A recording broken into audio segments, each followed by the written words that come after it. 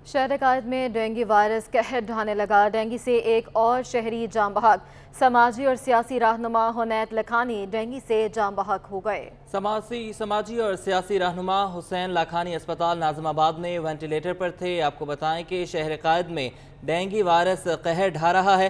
साबिक सरबराह बैतुल माल सिंध हुनैत लाखानी दम तोड़ गए हैं। सियासी और समाजी रहनुमा हुनैत लाखानी डेंगू से जाम बहक हो गए हैं। सियासी और समाजी रहनुमा हुसैन लाखानी अस्पताल नाजिमाबाद में वेंटिलेटर पर थे। आपको बताएं कि शहर कायद में डेंगू के वार जो हैं वो बढ़ते जा रहे हैं। ये कातिल मच्छर जो है अब वो अमवात भी करने लगा है। गुज़श्ता रोज़ एक मौत हुई और आज जो है सियासी और समाजी रहनुमा हुनैत लाखानी भी जाम बहक हो गए हैं।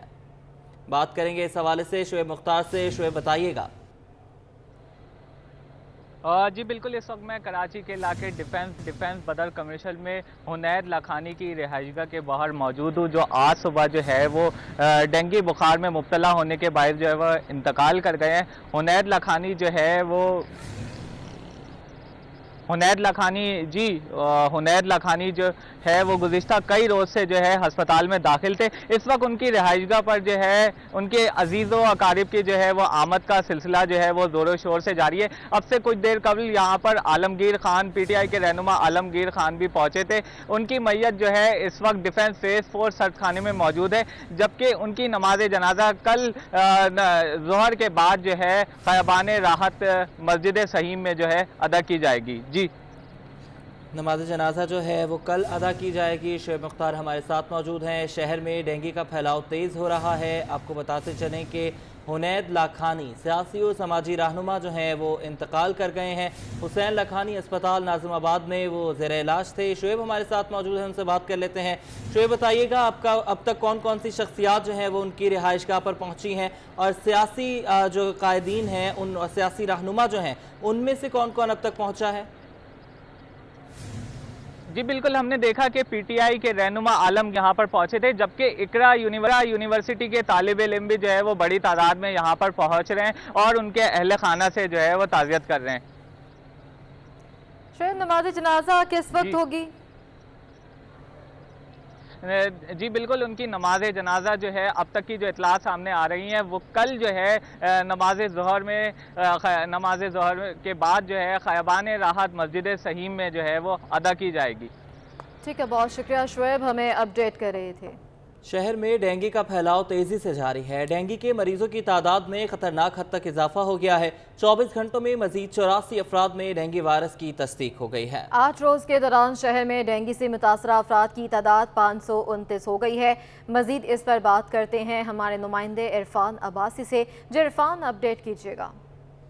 जी बिल्कुल, शहर कायद की बात करें तो रोज़ाना की बुनियाद पर दर्जनों अफराद डेंगू वायरस का शिकार होने के बाद मुख्तलिफ अस्पतालों के अंदर लाए जा रहे हैं, जबकि आज जो जुनैद लाखानी समाजी रहनुमा थे वो भी इंतकाल हो गए हैं। ताहम महकमा सेहत सिंध की जानिब से इस बात की तस्दीक नहीं की गई है, लेकिन जो अस्पताल इंतज़ामिया उनकी जानिब से बताया गया है कि जो अलामात होती हैं डेंगू के हवाले से वो अलामात हुनैत लाखानी के अंदर पाई गई थी। महकमा सेहत सिंध की जानिब से जो एदाद शुमार जारी किए गए हैं उसके मुताबिक गुज़िश्ता 24 घंटों के दौरान मज़ीद 84 अफराद के अंदर डेंगू वायरस की तस्दीक हो गई, जिसके बाद रवा माह के दौरान जो डेंगू से मुतासर अफराद हैं उनकी तादाद 531 है। जबकि अगर पूरे साल का हम जिक्र करें, ये जो तादाद 3000 से तजावुज़ कर गई है। महकमा सेहत सिंध के मुताबिक जो 3097 अफराद डेंगू वायरस के रिपोर्ट हुए पूरे साल में, उनमें सबसे ज़्यादा तादाद माह सितंबर रमा माह के दौरान देखने में आई है। रोज़ाना जो फिगर जा रहा है वो 100 के बिल्कुल करीब है। रोज़ाना की बुनियाद पर 90, 92, 95 तक जो मरीज़ हैं वो रिपोर्ट हो रहे हैं डेंगू वायरस के अंदर मुब्तला होने के बाद। इसके अलावा महकमा सेहत सिंध की जानिब से तमाम जो सेकेंडरी केयर हॉस्पिटल हैं उनको हिदायतनामा जारी किया गया है कि अपने अपने अस्पतालों के अंदर बाकायदा तौर पर डेंगू का वार्ड बनाया जाए, और उस वार्ड के अंदर ना सिर्फ ये कि बेड लगाए जाएँ, उनके ऊपर नेट लगाए जाएँ, बल्कि कोशिश ये करें कि जो मच्छर मार जो लोशन है वो भी मरीज़ों को दस्तयाब हो, और साथ ही जो डेंगू से बचाव की अद्वियात हैं वो भी लाजमन रखी जाएँ। इस हवाले से तिब्बी माहिरीन ने भी कराची के शहरियों को मशवरा दिया है कि वो एहतियात से काम लें, कोशिश करें कि जो इर्द गिर्द का माहौल है उसको साफ़ सुथरा रखें, और साथ ही जो उसका मच्छर मार जो लोशन है उसको लगाने के साथ साथ अपने घरों के बाहर पानी जमा ना होने दें। घरों के अंदर आपके जो पानी के बर्तन हैं उनको ढाँप के रखें ताकि डेंगू मच्छर से जो अफजाइश है उसको रोका जा सके। इसके अलावा जो सिंध हुकूमत है उसकी जानिब से मुख्तलिफ डिस्ट्रिक्ट के अंदर बाकायदा तौर पर स्प्रे मुहिम का भी आगाज़ किया गया था, और फिर तमाम जो DC हैं उनको हिदायत की गई थी कि वो अपने अपने इलाकों में ना सिर्फ सफाई को बेहतर बनाए बल्कि साथ बहुत शुक्रिया इरफान अब्बासी, हमें अपडेट कर रहे थे। शहर कायद में डेंगू के केसेस में इजाफा होने लगा है। शहर के 7 अजला में डेंगू से मुतासरा अफराद की तादाद बढ़ने लगी है। इस वक्त हमारे नुमाइंदे सैयद नुमान कुल डेंगू से मुतासरा शख्स के साथ मौजूद हैं। नुमान, आगाह कीजिएगा, शहर में क्या सूरत हाल है? जी बिल्कुल, कराची में डेंगू अपने पंजे गाड़ता जा रहा है। रोज़ाना की बुनियाद पर डेंगू के केसेस रिपोर्ट हो रहे हैं। कराची के 7 अजला में इस वक्त डेंगू के मुतासरा अफराद मौजूद हैं। इस वक्त मैं मौजूद हूँ कराची के एक होटल पर। एक शहरी मेरे साथ मौजूद हैं जिन्हें डेंगू हो चुका है। मैं उनसे गुफ्तगू करूँगा। सर, ये डेंगू कैसे हुआ? कराची में इसके केसेस में इजाफा हो रहा है रोज़ाना की बुनियाद में, क्या कहेंगे इस हवाले से? जी, मेरा नाम डॉक्टर मुन्नवर है। मैं जिन्ना हॉस्पिटल में पोस्ट ग्रेजुएट ट्रेनी हूँ मेडिसिन के, और वहाँ पे हॉस्पिटल में दिन ब दिन पेशेंट बिल्कुल बढ़ रहे हैं। यहाँ पे लग रहा है कि अभी कराची में डेंगू एंडेमिक हो गई है। एंडेमिक मतलब यहाँ पे रह गई है, मतलब ख़त्म नहीं होनी है अभी इसको। ना कोई जो है स्प्रे हो रहा है गवर्नमेंट की तरफ से, कुछ भी नहीं, मतलब सहूलियात वगैरह फराम हो रहे हैं। बारिश के बाद आपको पता है, सबको पता है कि जो मच्छर बढ़ते हैं। बारिश हुए हैं, उसके बाद मच्छर बढ़े हैं, उसके बाद कोई स्प्रे वगैरह भी नहीं हुए, तो डेंगू सब बढ़ती जा रही है। मुझे भी रिसेंटली 5 दिन हो गए हैं, डेंगू हो गई है। यहाँ पे डिफेंस 2 एक्सटेंशन पे हैं, आप बैठे हुए हैं खुद। यहाँ पे कोई स्प्रे वाले भी कुछ भी नहीं आ रहे। डेंगू के लिए जो है स्प्रे लाजमी है, क्योंकि डेंगू जो है बाय मॉस्किटो मच्छरों के थ्रू ट्रांसमिट होता है। अगर मच्छरों के लिए स्प्रे वगैरह गवर्नमेंट से सेट करे, वही स्प्रे वगैरह करवानी है, डेली एक दिन में करवानी है, तो मच्छर ख़त्म हो जाएंगे तो डेंगू में कंट्रोल हो जाएगी। और ख़ुद भी आदमी जो है कंट्रोल कर सकता है बाय नेट।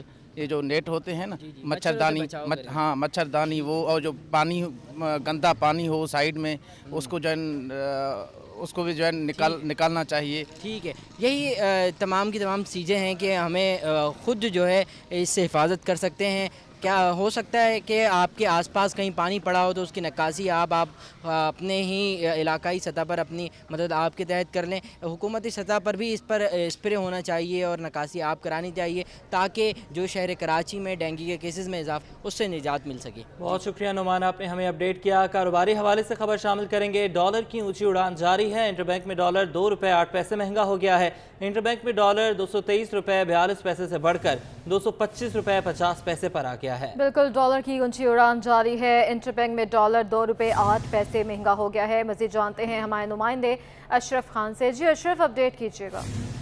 जी, रवा हफ्ते देखा गया कि रुपया जो है कमजोर और डॉलर तगड़ा होता रहा है। आज भी इंटरबैंक में डॉलर 2 रुपये 8 पैसे मजीद महंगा हो गया और 224 के बाद 225 मजबूत कर गया। इस वक्त इंटरबैंक में डॉलर 225 रुपये 50 पैसे पर ट्रेड कर रहे हैं। रवा हफ्ते देखा जाए 4 रोज में जो इंटरबैंक में डॉलर 6 रुपये 52 पैसे महंगा हो चुका है। माहिरीन का कहना है कि डॉलर महंगा होने से दरामदी अशिया की लागत मजीद बढ़ जाएगी, जिससे महंगाई की रफ्तार में मजीद इजाफा होगा। साथ ही कहा जा रहा है IMF से जो 1 अरब 16 करोड़ डॉलर मौसूल है, उसके बाद दीगर डोनर और मालियाती इदारों से पाकिस्तान को फंड मिलने की तवक्को की जा रही थी, लेकिन सैलाब के बाद जो बड़े पैमाने पर नुकसान हुआ है उसकी वजह से जो असरात देखे जा रहे हैं। ठीक है, बहुत शुक्रिया Ashraf Khan. General secretary all Pakistan goods transport owners association Mohammad Awais Chaudhry का कहना है कि सैलाब ने बहुत ज़्यादा तबाही मचाई है। सिंध में नेशनल हाईवे पर 2 हफ्तों से बदतरीन ट्रैफिक जाम है। माल बरदार गाड़ियों की कई किलोमीटर तवील कतारें लगी हुई हैं। उन्होंने कहा कि मोरो से लेकर रानीपुर तक हमारी 200 से ज़्यादा गाड़ियाँ उलट गई हैं। हुकूमत ने फ़ौरन तवज्जो ना दी तो हम एहतजाज पर मजबूर हो जाएंगे। इस वक्त पूरे पाकिस्तान में ट्रांसपोर्टर को शदीद मुश्किलात का सामना है। सैलाबी सूरत हाल के बाद इंतज़ामिया की नाअहली की वजह से हमें बहुत मुश्किलात दरपेश हैं। नेशनल हाईवे N5 के ऊपर सिंध में पिछले 15 दिनों से ट्रैफिक जाम है। मोटरवे पुलिस जिसकी जिम्मेदारी थी कि वो ट्रैफिक की रवानी को बरकरार रखती, ट्रैफिक की रवानी को बहाल रखती, वो अपनी जिम्मेदारी से बिल्कुल भाग चुकी है। मोटरवे पुलिस के साथ साथ सिंध की लोकल इंतजामिया की तरफ से भी ट्रांसपोर्टर्स को कोई मदद फराहम नहीं की जा रही और कोई लोकल इदारा, कोई सूबाई हुकूमत ये कोशिश नहीं कर रही कि इस बदतरीन ट्रैफिक जाम से ट्रांसपोर्टर्स को छुटकारा दिलाया जाए। सिंध गवर्नमेंट या जो वफाकी अदारा है NH और मोटरवे पुलिस ये नहीं इस चीज़ को समझ रहे कि ट्रांसपोर्टर्स को किन मुश्किलात का सामना है, ये नहीं समझ रहे कि हमारा कार्गो ख़राब हो रहा है, फ्रूट ख़राब हो रहे हैं, सब्जियां खराब हो रही हैं और इसकी वजह से लाखों करोड़ों रुपए का नुकसान हो रहा है। ट्रांसपोर्टर्स जो पूरे पाकिस्तान में मईशत का पहिया रवां दवां रखने के लिए अपनी भरपूर कोशिश कर रहे हैं और हमारी गाड़ियों को नुकसान उठाना पड़ रहा है, हादसात हो रहे हैं रोड ख़राब होने की वजह से और 8-8 दिन 10-10 दिन गाड़ियां रश में फंस के जो सफ़र हमारा 10 घंटे का 15 घंटे का था वो 72 घंटों में और कई जगहों पे तो उसको 4-4 5-5 दिन लग रहे हैं वो सफ़र कंप्लीट करने में। हमारे ट्रांसपोर्टर्स ये सारा कुछ बर्दाश्त कर रहे हैं, इसके बावजूद अपना कारोबार जारी रखे हुए हैं, नुकसानात बर्दाश्त कर रहे हैं, लेकिन गवर्नमेंट की तरफ से हमें कोई रिलीफ फराहम नहीं किया जा रहा, हमारी मुश्किलात का कोई अजाला नहीं किया जा रहा। गाड़ियां फंसी हुई हैं, ड्राइवर्स बेचारे परेशान हैं, उन्हें खाने को कुछ मैसर नहीं है, कोई दवा, कोई उन्हें तिब्बी सहूलतें मैसर नहीं है, इवन के स्क्यू उन्हें प्रोवाइड नहीं की जा रही। आगे बढ़ते हैं, कुछ बात कर लेते हैं लोड शेडिंग के हवाले से। तो शहर कायद के कारोबारी इलाकों में बिजली की लोड शेडिंग ने दुकानदारों को अजियत में मुब्तला कर दिया है। सोसाइटी ऑफिस मार्केट में कारोबार के दौरान 7.5 घंटे बिजली गायब रहने लगी है। बात करेंगे हबीब खान से। हबीब, बताइएगा लोड शेडिंग इस कदर ज़्यादा की जा रही है, कारोबार किस तरह चल रहे हैं? बिल्कुल, देखिए शहर में इस वक्त बदतरीन लोड शेडिंग का सामना है। शहर के मुख्तलिफ इलाकों में बात करें तो एलानिया लोड शेडिंग का जो शेड्यूल है के इलेक्ट्रिक की जानिब से उस पर तो एक तरफ अमल दरामद किया जाता है, लेकिन उसके बावजूद शहर में गैर एलानिया तौर पर जो है वो लोड शेडिंग का सिलसिला जारी है, जिसमें रात गए भी मुख्तलिफ इलाकों में बंदिश का सामना है। इस वक्त हम मौजूद है लाइन एरिया सोसाइटी ऑफिस के करीब और यहाँ पर जो कारोबारी तबका है वो भी लोड शेडिंग से मुतासर है। कुछ हमारे साथ अफराद भी मौजूद हैं, उनसे बात करते हैं इस वक्त क्या सूरत हाल है लोड शेडिंग की और इससे कितनी चीज़ें जो है वो मुतासर होती हैं ज़िंदगी की। सुबह तकरीबन सारे दिन में 7.5 घंटे की लोड शेडिंग है, हमारा काम वैसे ही रुक जाता है और हम खुद इतने परेशान हैं, बिल इतने ज़्यादा आ रहे हैं कि हमारी सोच से ज़्यादा हम लोग जो कमाते हैं वही सारा बिल में चला जाता है, हमें कोई फ़ायदा नहीं है। के इलेक्ट्रिक वालों की 7.5 घंटे की लोड शेडिंग है, 2.5 घंटे की लोड शेडिंग दे रहे हैं ये लोग। और तो सारा दिन के वक्तों में कितनी जाती है? रात को तकरीबन 8 बजे जाती है और तकरीबन 10 बजे जाती है, 1 बजे आती है। अच्छा, आप बताइएगा इस वक्त क्या सूरत हाल है इलाके की, ख़ास तौर पे जो सोने के औकातकार होते हैं रात में जब घरों में सोने के लिए लेटते हैं तो कितनी परेशानी है? भाईजान बहुत परेशानी है, बच्चे मच्छर काट रहे हैं, बच्चे सो नहीं पा रहे हैं। 8 बजे बंद कर रहे हैं, 1 बजे से ही बाद में लाइट आ रही है और बिल जो 200-400 का आता था ना, जो बिल कम आ रहे हैं तो वो पैसे इतने लग के आ रहे हैं कि जिसका घर अपना भी है ना वो सब लोग किराए के समझ के रह रहा है। आप खुद कह रहे हो कि लाइट 10 घंटे 12 घंटे गायब है, तो बिल 10 घंटे 12 घंटे कमी के बाद आ रहा है या बिल ज़्यादा आ रहा है? बिल ज़्यादा आ रहा है, डबल आ रहा है आपके। अब बंदा खाएगा बिल भरे, 500 मजदूरी बंदे को मिल रही है, खर्चा डबल हो गया 1000 रुपये का। क्या समझते हैं कि इलेक्ट्रिक का हल क्या है इस वक्त? क्या हुकूमत को इंटरवीन करना है क्या? ये भाई अब आप बिल ज़्यादा दे रहे हैं तो लाइट तो दें, आप पूरे लाइट को बंद कर रहे हैं। ये लाइट कोई खुद को ही बना रही है तो अल्लाह ताला की कुदरत से बननी है बिजली से, फिर क्यों बंद कर रहे हो? ये हुकूमत का फ़ायदा क्या? भी ऐसी हुकूमत को हटना चाहिए, हो ही नहीं कोई। बिल्कुल, देखिए शहरी जो है वो इस वक्त शदीद गमो गुस्से का इजहार कर रहे हैं और उनका यही कहना है कि एक तरफ के इलेक्ट्रिक लाखों रुपए के, हज़ारों रुपए के बिल भेज रहा है और दूसरी जानिब बिजली जो है वो गायब रहती है। तो जब बिजली नहीं है तो बिल किस चीज़ के आते हैं, ये समझ से बाहर है और यही मुतालबा है कि हुकूमत जो है वो के इलेक्ट्रिक को शहर में जो बिजली की तरसीली निज़ाम है उससे बेहतरी का पाबंद बनाए, पाबंद बनाए। बहुत शुक्रिया हबीब, आपने हमें अपडेट किया। कराची मैट्रिक बोर्ड ने अलूम शर्किया के सालाना इम्तिहानी फॉर्म जमा करवाने का शेड्यूल जारी कर दिया है। बात करेंगे ज़ुबैर राशिद से। ज़ुबैर, बताइएगा।